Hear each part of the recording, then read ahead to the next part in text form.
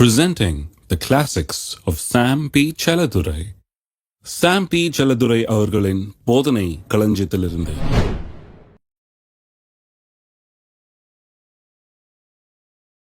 அதற்கு மரியாள், இதோ நான் ஆண்டவருக்கு அடிமை, உம்முடைய வார்த்தையின்படி எனக்கு ஆக கடவுது என்றாள். விசுவாசம் எப்படி செயல்படுகிறது? வார்த்தையில் ஆரம்பிக்கிறது. வார்த்தையின் மூலமாக தான் விசுவாசம் வருகிறது. ஒரு மனுஷன் என்றைக்கு அந்த வார்த்தையை ஏற்றுக்கொள்ளுகிறானோ, அதை விசுவாசிக்க முடியாது, தன்னுடைய உள்ளத்தை திறந்து அந்த வார்த்தையை ஏற்றுக்கொண்டு உம்முடைய வார்த்தையின்படியே எனக்கு ஆக கடவுதுன்னு ஒரு மனுஷன் ஏற்றுக்கொள்கிறானோ, அன்றைக்கு அந்த விசுவாசம் அவனுக்குள்ளே வேலை செய்ய ஆரம்பிக்கிறது. அப்போ உம்முடைய வார்த்தையின்படியே எனக்கு ஆக கடவுதுன்னு எப்போ வாயத்திறன்னு சொன்னாலோ, அன்னைக்கு she put into effect the law of faith. விசுவாசம் என்னும் பிரமாணத்தை தன்னுடைய வாழ்க்கையில் இயங்க பண்ணிவிட்டாள். சுவிட்ச் ஆன் பண்ணுறான். வசனத்தை கேட்க கேட்க கேட்க உறுதி உள்ள வந்துடுது. உறுதி உள்ள வந்துருச்சுன்னா நிச்சயமாக எதிர்காலம் உண்டா. எண்ணத்தை குறித்த உறுதி உண்டாகுதோ அந்த காரியம் உறுதியாக நடக்கும். கண்டிப்பாக எதை குறித்த உறுதி உங்களுக்குள்ள முதல்ல உறுதி தான் உண்டாகிறது, காரியம் ஒன்றும் உண்டாகலை. முதல்ல உறுதி மட்டும்தான் உண்டாகிறது. அந்த உறுதிக்குள்ளேயே காரியத்தை நிச்சயமாக உங்களுக்கு தரக்கூடிய சக்தியும் அதுலேயே இருக்குது. இப்படி தான் கர்த்தர் வச்சுட்டாரு. முதல்ல அது அஷூரன்ஸ் தான் உண்டாகிறது, கன்விக்ஷன் தான் உண்டாகிறது. அதுதான் முதல்ல உண்டாகுது. ஒன்றும் காரியம் உண்டாகலை. சுகத்தை குறித்த அஷூரன்ஸ், சுகத்தை குறித்த ஒரு நிச்சயம், சுகத்தை குறித்த ஒரு உறுதி தான் உண்டாகிறது ஒழிய சுகம் உண்டாகிறது இல்லை. முதல்ல உறுதி உண்டான பிறகு அந்த உறுதி தான் சுகத்தை கொண்டு வருகிறது. உறுதியில் தான் ஆரம்பிக்கணும். அந்த உறுதி எங்கேருந்து வருது? கர்த்தருடைய வார்த்தையிலிருந்து வருது. ஏனென்றால் அந்த கர்த்தருடைய வார்த்தையில் தான் கர்த்தர் என்ன பண்ணியிருக்கார், அந்த உறுதியை வச்சிருக்கிறார். பாருங்க, இது எப்படி வேலை செய்யுதுன்னு சொல்கிறேன். திருப்போம் ஆதியாகமம் 1ஆம் அதிகாரம். ஏன்னா எப்படிங்க அவர் சொல்கிறாரு, கர்ப்பவதியாகி ஒரு குமாரனை பெறுவாய். இந்த பெண் திருமணம் ஆகாத ஒரு பெண். சொன்னதுனால ஆயிடுமா? சொன்னதை உறுதியாக நம்பினதுனால ஆயிடுமா? அவர் சொன்னார், அந்த வார்த்தையை உறுதியாக நம்பினாருன்றீங்க. இவளுக்குள்ள உறுதி வந்துருச்சு, நிச்சயமாக நடக்கும்னு. ஏன்னா அவர் சொன்ன வார்த்தை ஒன்றும் வல்லமை இல்லாமல் இருக்கிறது இல்லை, எல்லா வார்த்தையிலையும் வல்லமை இருக்குது. அதை சொன்னதை நிறைவேற்றக்கூடிய வல்லமை அதுக்குள்ளேயே இருக்குதுங்கிறீங்க. அப்போ அதை அவரை ஏற்றுக்கொண்டு உங்களுடைய வார்த்தையின்படி எனக்கு ஆக கடவுள்னு குழந்தை ஆயிடுமா? உண்டாயிடுமா? அது எப்படி உண்டாகும்? இது என்னது? இது எப்படி உண்டாகும்? எப்படி உண்டாகும் காமிக்கிறேன் பாருங்க. ஆவிக்குரிய பிரமாணங்களை பற்றி பேசுகிறோம் இல்லையா? விசுவாசம் என்னும் பிரமாணத்தை பற்றி இன்னொரு பிரமாணத்தை சொல்கிறேன். 11ஆம் வசனம். அப்பொழுது தேவன் பூமியானது புல்லையும் விதையை பிறப்பிக்கும் பூண்டுகளையும் பூமியின் மேல் தங்கள் தங்கள் விதைகளுடைய கனிகளை தங்கள் தங்கள் ஜாதியின்படியே கொடுக்கும் கனி விருட்சங்களையும் முளைப்பிக்க கடவுது என்றார். அது அப்படியே ஆயிற்று. பூமியானது புல்லையும் தங்கள் தங்கள் ஜாதியின்படியே விதை பிறப்பிக்கும் பூண்டுகளையும் தங்கள் தங்கள் ஜாதியின்படியே தங்களில் தங்கள் விதைகளுடைய கனிகளை கொடுக்கும் விருட்சங்களையும் முளைப்பித்தது. தேவன் அது நல்லது என்று கண்டார். இதில் என்னத்தை கவனிக்கணும்னா, பூமியின் மேல் தங்களில் தங்கள் விதையுடைய கனிகளை, அதாவது தங்கள் தங்கள் ஜாதியின்படியே விதையை பிறப்பிக்கும் பூண்டுகள். அதாவது கர்த்தர் ஆதியிலே எல்லாத்தையும் உண்டாக்குன போது, புல் பூண்டுகள் எல்லாம் உண்டாக்குன போது ஒரு பிரமாணத்தை இந்த பூமியில் வச்சார். என்ன பிரமாணம் அது? விதை அதுக்குள்ளேயே இருக்குது, செடிக்குள்ளேயே விதை இருக்குது. அந்த விதையை எடுத்து நீங்கள் விதைச்சா அது தன் தன் ஜாதியின்படியே பிறப்பிக்கும். Every thing produces after its own kind. அது தன் தன் ஜாதியின்படியே பிறப்பிக்கும். கர்த்தர் என்ன பிரமாணத்தை வச்சிருக்கிறாரு? எல்லாத்தையும் உண்டாக்கும் போது ஒவ்வொன்றையும் விதையுடைய தான் உண்டாக்கி இருக்கிறார். ஒரு செடிக்குள்ளேயும் விதையை அதுலேயே வச்சுட்டாரு. அந்த விதைக்குள்ள எப்படிப்பட்ட ஒரு சக்தி இருக்குது? தன் தன் ஜாதியின்படியே தன்னை போலவே பிறப்பிக்கக்கூடிய சக்தி அந்த விதைக்குள்ள இருக்கிறது. எத்தனை பேருக்கு புரியுது? எல்லா செடிகளுக்குள்ளேயும் விதையை வச்சுட்டாரு. அந்த விதைக்குள்ள என்னத்தை வச்சுட்டாரு? தன் தன் ஜாதியின்படி தன்னை போலவே இன்னும் அதிகமாய் பிறப்பிக்கக்கூடிய சக்தியை உள்ளே வைத்துட்டார். அப்ப வசனமும் ஒரு விதை என்று தான் வேத வசனம் சொல்லுகிறது. விதைக்கிறவன் வசனத்தை விதைக்க புறப்பட்டான். அப்போ வசனம் என்ன? விதை. அது நல்ல நிலமாகி இருதயத்தில் விழுந்து 30, 60, 100 பலன் கொடுத்தது. அப்போ விதைய இருதயத்தில் விதைக்கலாம். அது என்ன பண்ணுமா? பலனை கொடுக்குமா. இப்போ என்ன பண்ணிட்டு இருக்கிறோம்? வசனத்தை என்ன பண்ணிட்டு இருக்கிறோம்? இருதயமாகிய நிலத்தில் விதைச்சிட்டு இருக்கிறோம். வசனம் வந்து விதையாக இருக்குது, பலன் கொடுக்கிறது. அப்போ நான் சொல்கிறேன், இந்த விதை எப்படிப்பட்ட விதை? அது தன் தன் ஜாதியின்படியே பிறப்பிக்கக்கூடிய விதை. அப்போ அந்த வசனத்தில் என்ன இருக்குதோ அதன்படியே அது முளைப்பிக்கிறது. அதான் அதனுடைய அர்த்தம். It produces after its own kind. தன் தன் ஜாதியின்படி பிறப்பிக்கக்கூடிய விதைன்னு சொன்னால் அந்த வசனம் என்ன ஜாதி? நான் சொல்கிறேன், நானே உன் பரிகாரியாக கர்த்தர்ன்ற வசனம் எந்த ஜாதிங்க? சுகம் அளிக்கிற ஜாதி. அது சுகத்தை உண்டாக்கும். ஐஸ்வர்யத்தை சம்பாதிக்க பலனை கொடுக்கிறவர் கர்த்தர் என்கிறது எந்த ஜாதி? அது ப்ராஸ்பரிட்டி ஜாதி. அது ஹலோ, ஜாதி ஜாதியா பிரிக்கணும் வசனத்தை. வசனம் விதையா இருக்கிறது. இந்த வசனங்களை ஜாதி ஜாதியா பிரிக்கலாம். நம்ம கர்த்தருடைய நாமத்தை நோக்கி தொழுது கொள்ளுகிறவர்கள் அல்லது கர்த்தருடைய நாமத்தை நோக்கி கூப்பிடுகிறவர், ஆங்கிலத்தில் அப்படி வருது, they that call upon the name of the Lord shall be saved. அவருடைய நாமத்தை நோக்கி கூப்பிடுகிறவர்கள், அவருடைய நாமத்தை தொழுது கொள்ளுகிறவர்கள் ரட்சிக்கப்படுவார்கள். அது எந்த ஜாதி? ரட்சிப்பு ஜாதி. அது உங்களுக்கு என்ன வேணும்? எதன்படி வேணும்? உங்களுக்கு என்ன விதமான காரியத்தை நீங்கள் எதிர்பார்க்குறீங்க? நம்பப்படுகிறவைகள் என்ன? ரட்சிப்பு உண்டாகணுமா? அந்த ஜாதி விதை எடுத்து விதைச்சா ரட்சிப்பு உண்டாகிறது. சுகம் வேண்டுமா? சுகம் ஜாதி விதை இருக்குது. உன் அப்பத்தி தண்ணீரை ஆசீர்வதித்து வியாதியை விலக்குவேன், ஆயுச நாட்களை பூரணப்படுத்துவேன். பிள்ளை வேணுமா? அதுக்கு ஒரு ஜாதி வசனம் இருக்குது. கற்பத்தின் கனியை ஆசீர்வதிக்கிறவர் அவர், உன் தேசத்திலே மலடு. ஜாதி ஜாதியா இருக்குதுங்க. ஹலோ, இருக்கிறீங்களா? சுகம் என்கிற அப்படிப்பட்ட வசனங்கள், சுகத்தை கொடுக்கக்கூடிய வசனங்கள், வியாதியிலிருந்து ஒரு மனுஷனை வியாதி படுக்கையிலிருந்து எழுப்பக்கூடிய வசனங்கள், டாக்டர்லாம் கைவிட்ட நிலையில் ஒரு மனுஷனை சுகவீனத்திலிருந்து தூக்கி எழும்பி உட்கார வைத்து நீடி காலமாக வாழ வைக்கக்கூடிய வசனங்கள், நீடித்த ஆயுசினால் அவனை திருப்தியாக்குவேன், ஆயுசு நாட்களை பூரணப்படுத்துவேன் என்று சொல்ல வசனங்கள்லாம் தீர்க்காயுசு என்கிற ஜாதியை சேர்ந்த வசனங்கள். இப்படிப்பட்ட வார்த்தைகள் இருக்கிறது. ஹலோ, இருக்குது வசனம். வசனம் என்கிற விதை தன் தன் ஜாதியின்படி பிறப்பிக்கக்கூடிய விதை. வசனத்தை கடவுள் அப்படி வச்சுட்டா இருப்பாருங்க. எல்லாம் சொல்லுங்க, வசனம் தன் தன் ஜாதியின்படி பிறப்பிக்கக்கூடிய விதையாய் இருக்கிறது. அப்படிப்பட்ட விதை இது. என்ன வேணுமோ அதுக்கேற்ற வசனத்தை எடுத்து அதன்படி பிறப்பிக்கக்கூடியது தான் வசனம். அதனால தான் பாருங்க, மார்க் 4ஆம் அதிகாரத்தை திருப்புங்க, வசனத்தை விதைன்னு சொல்லுது பாருங்க. வசனம் விதைன்னு கிளீனாக நிறைய பேருக்கு அது முதல்ல புரிஞ்சுக்கணும். கிறிஸ்தவத்தில் ரொம்ப முக்கியமாக புரிந்து கொள்ள வேண்டிய காரியம் இது. மார்க் 4ஆம் அதிகாரம் 14ஆம் வசனம். மார்க் 4ஆம் அதிகாரத்தில் 3ஆம் வசனத்தில் தான் அந்த ஊமையை சொல்ல ஆரம்பிக்கிறார். அதை முதல்ல வாசிக்கிறேன் பாருங்க. கேளுங்கள், விதைக்கிறவன் ஒருவன் விதைக்க புறப்பட்டான். அவன் விதைக்கையில் சில விதைகள் வழியருக விழுந்தது அப்படின்னு சொல்லிட்டு போகிறார். சில விதை முள்ளுள்ள இடங்கள் விழுந்தது, சில விதை நல்ல இடத்தில் விழுந்தது அப்படின்னு சொல்கிறார். சொல்லிட்டு இதுக்கு அர்த்தம் என்னன்னு கேட்குறாங்க. அங்கே வேற ஒன்றும் சொல்லலை, வார்த்தை தான் விதைன்னெலாம் சொல்லலை, வசனம் தான் விதைன்னெலாம் சொல்லலை. விதைக்கிறவன் விதைக்க புறப்பட்டான்னு சொல்லிட்டு சிலது நல்ல இடத்துல விழுந்தது, சிலது முள்ளுள்ள இடங்களில், சிலது வழியருக விழுந்தது, அப்படி தான் சொல்கிறாரு. விளக்கம் கேட்ட உடனே விளக்கம் சொல்கிறாரு பாருங்க. 14ஆம் வசனத்துலேருந்து அந்த ஓமையை விளக்குறாருங்க. என்னங்க விதைக்கிறவன் விதைக்க புறப்பட்டான், நீ என்னத்தை விதைக்கிறான், என்ன சொல்றீரு, என்ன அர்த்தம் கேட்டால் சொல்கிறாரு, விதைக்கிறவன் வசனத்தை விதைக்கிறான். கிளீனாக விளங்குது. யார் விளங்கலன்னு சொல்லவே முடியாது. எதை விதைக்கிறான்? வசனத்தை அப்போ எத்தனை பேர் நம்புறீங்க? வசனம் வந்து ஒரு விதை.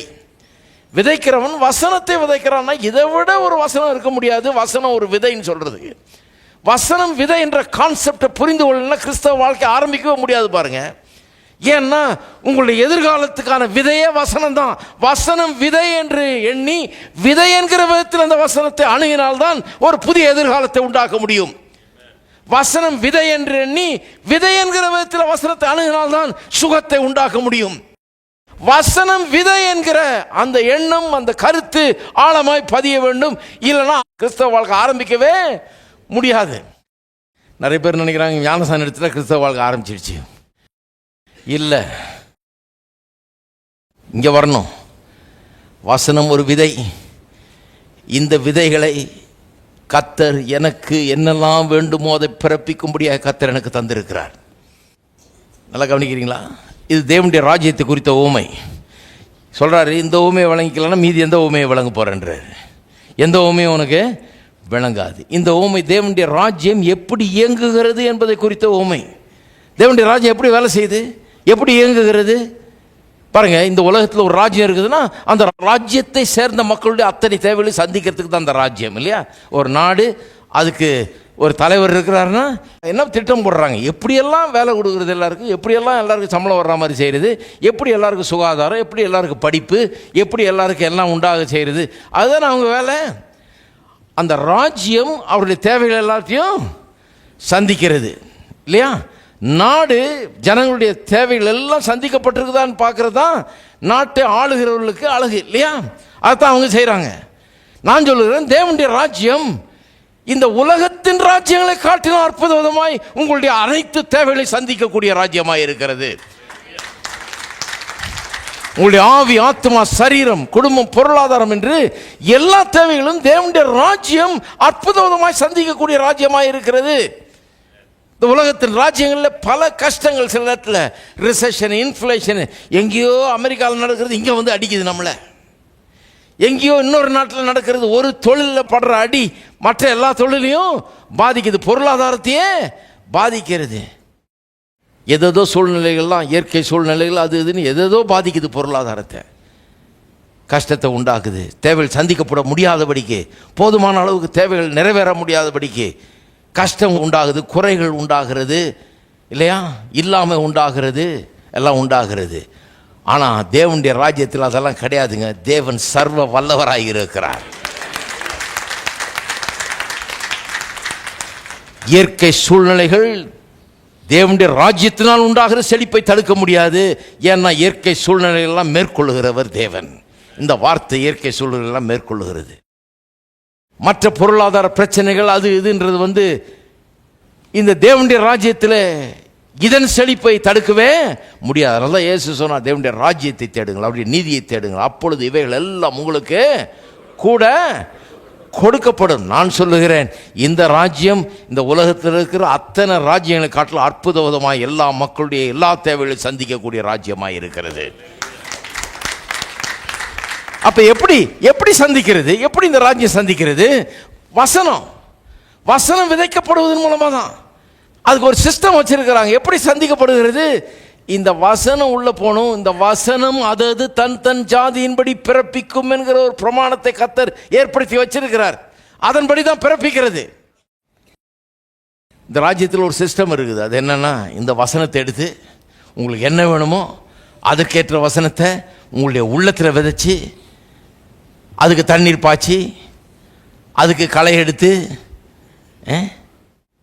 அது பிசாசு எடுத்துகிட்டு போயிடாதபடிக்கு அந்த விதையை பாதுகாத்து அங்கே வச்சு எல்லாம் பண்ண வேண்டியதை பண்ணால் நிச்சயமாக அது 30, 60, 100 பலனை கொடுக்கும். ஆரம்பத்தில் தேவன் ஏதேன் தோட்டத்தை உண்டாக்குனார். ஏதேன் தோட்டத்தை உண்டாக்கி அதில் ஏதேன் தோட்டத்தை உண்டாக்குனார்னா மனுஷனுக்கு தேவையான அத்தனையும் அங்கே உண்டாக்கி வச்சார், இல்லையா? 2ஆம் அதிகாரத்தை வாசித்து பாருங்கள். ஏதேன் தோட்டத்தை பற்றிய விளக்கம். மரம், செடி, கொடிகள், பல வகைகள், மிருகங்கள், பறவைகள், பொன் விளைகிற பூமி, நதிகள், 4 நதி, இப்படின்னு கதையாக போகுதாங்க. அவ்வளோத்தையும் உண்டாக்கிட்டார். மனுஷனுக்கு என்னெல்லாம் தேவைன்னா அத்தனையும் தூக்கி உள்ளே வச்சிட்டார் மனுஷனுக்கு. இன்னும் கேட்டால் நான் சொல்கிறேன், மனுஷனுடைய வெறும் பொருளாதார தேவைகள் மட்டும் இல்லை, அவன் நித்திய ஜீவனை வேணும்னா கூட அங்கேயே வச்சிட்டார். ஜீவ விருட்சம் என்ற ஒரு ஜீவ விருட்சத்தை அங்கேயே வச்சிட்டார். அவன் நித்திய ஜீவனையே அடையும்படியாக நித்திய ஜீவனுக்கு அவனுக்கு என்னெல்லாம் தேவையோ அதையும் அந்த ஏதேன் தோட்டத்தில் வச்சு தான் உண்டாக்குனார். அப்போ ஏதேன் தோட்டம் என்கிறது என்ன? மனுஷனுடைய அனைத்து தேவைகளுக்கும் வேண்டிய அத்தனையும் அங்கே வைக்கப்பட்டிருக்கிறது. வெறும் பொருளாதார உலக பிரகாரமான தேவைகள் மட்டுமல்ல, வெறும் தண்ணி, பொண்ணு, வெள்ளி, வெறும் மரஞ்செடி கொடிகள் அது மட்டும் இல்லை, நித்திய ஜீவனுக்கான ஜீவ விருட்சத்தின் கனியும் அங்கே வைக்கப்பட்டிருக்கிறது. அவன் எடுத்து அதை புசித்து பயனடைந்திருக்கலாம். நித்திய ஜீவனே அடைந்திருக்கலாம். அவன் எல்லாம் அங்கே வைக்கப்பட்டிருக்கிறது. மனுஷனுக்கு ஆவி, ஆத்மா, சரீரம் எல்லாவற்றிலும் தேவையான அத்தனை காரியங்களும் அங்கே வைக்கப்பட்டிருந்தது. பாவம் செஞ்ச உடனே அந்த தோட்டத்தை விட்டு அவன் வெளியே அனுப்பப்படுகிறான். இயேசு வந்து கல்வாரி சிலுவையில் மரித்து இப்போ தேவன் ஒரு ஏதேன் தோட்டத்தை உண்டாக்கி இருக்கிறார். அது எங்கே வச்சிருக்கிறார் தோட்டத்தை? எங்கேயோ ஈராக்கில் கொண்டு போய் ஒரு மூலையில் வச்சில்ல. நம்மெல்லாம் எப்படி போகிறதுங்க? அங்கே வச்சுட்டு அங்கே போ, அங்கே ஓடுது நதி, அங்கே போ, அங்கே விளையுது பொண்ணு, அங்கே போ, அங்கே மரஞ்செடி கொடிகள்லாம் இருக்குது, அங்கே போ. அதுதான் ஏதேன் தோட்டமாக்குன்னு சொல்லலை. எல்லாரும் அப்போ பிளேனுக்கு டிக்கெட் வாங்கிட்டு உட்காந்துட்டு இருக்கணும். போக முடியாதவங்கெல்லாம் அவ்வளோதான், அம்போ ஆகிடும் இல்லையா? அவர் என்ன பண்ணார்? இந்த தடவை ஏதேன் தோட்டத்தை உள்ளத்திலேயே வச்சிட்டார். இருதயத்தை அப்படிப்பட்ட ஒரு தோட்டமாக்கி விட்டார். நம்முடைய இருதயமாகிய நிலம், இப்படிதான் வேதவசனம் சொல்லுது. இருதயத்தை நிலம்னுது. தோட்டத்தை கொண்டு இங்கே வச்சுட்டாரு. இப்போ இங்க வச்சுட்டு விதையை இங்கே கொடுத்துட்டாரு. ஹலோ, ஏதேன் தோட்டத்தில் தன் ஜாதியின்படி விளையக்கூடிய எல்லா செடிகளையும் வச்சாரு பாருங்க. அவர் என்ன பண்ணிட்டாரு? இப்போ தோட்டத்தை நான் இங்கே வச்சிடறப்பா, வசதியாக உங்கள் வீட்டில் உட்காந்துட்டே பண்ணலாம் நீன்றார். எங்கேயும் போய் ஆற்றில் லைனில் நிற்க வேண்டியதில்லை. எல்லா ஊழியை காட்டி போய் தலையை நீட்ட வேண்டியதில்லை. யாராவது நமக்கு செய்வாங்களா? இவங்க பண்ணுவாங்களா, அவங்க பண்ணுங்களான்னு காத்துட்டு இருக்க வேண்டியதில்லை. அவங்க தயவு இவங்க தயவெல்லாம் உனக்கு தேவையில்லை. நீ வீட்டில் உட்கார்ந்தபடியே இந்த வசனத்தை எடுத்து, இதை எடுத்து, இந்த விதையை எடுத்து உன் இருதயத்தில் நீ விதைச்சா உனக்கு உண்டாக போகிறது. உனக்கு என்ன வேணும்? அதுக்கான விதையை எடு, அதை எடுத்து விதை, உனக்கு வேண்டியது உண்டாகுன்றார். ஹலோ, விசுவாசம் என்னும் பிரமாணத்தை போதித்துக் கொண்டிருக்கிறேன். விசுவாசம் கேள்வியினால் வரும், கேள்வி தேவனுடைய வசனத்தினால் வரும். இதை கேட்டால் வாழ்வு வந்துடும். இதை கேட்டால் புதிய எதிர்காலத்தை உண்டாக்கிடலாம். இதை கேட்டால் எல்லா தேவையும் சந்திக்கப்படும். இந்த தேவனுடைய ராஜ்யம் குறைவற்ற ராஜ்யம். இது ஐஸ்வர்யத்தின் ராஜ்யம். இதில் எந்த குறைவும் கிடையாது, எந்த தாழ்ச்சியும் கிடையாது. இதில் எதற்கும் பஞ்சமில்லை. சுகத்திற்கு பஞ்சமில்லை, சாப்பாட்டுக்கு பஞ்சமில்லை, வேலைக்கு பஞ்சமில்லை, பணத்துக்கு பஞ்சமில்லை. பயப்படாமல் சொல்லணும். அதெல்லாம் கொஞ்சம் மாமிக்கு சொல்லுங்க பிரதர். வீட்டுக்கு பஞ்சமில்லை, காருக்கு பஞ்சமில்லை, எதற்கும் பஞ்சமில்லை. எல்லாவற்றையும் பெற்றுக் கொள்ளலாம். ஏனென்றால் இது தேவனுடைய ராஜ்யம். இது அவருடைய வல்லமை உள்ள ராஜ்யமாய் இருக்கிறது. இது மகத்தான ராஜ்யம்.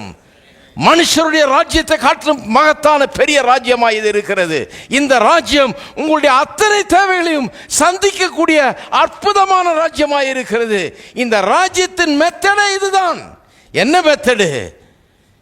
இருதயம் நிலம், வசனம் விதை.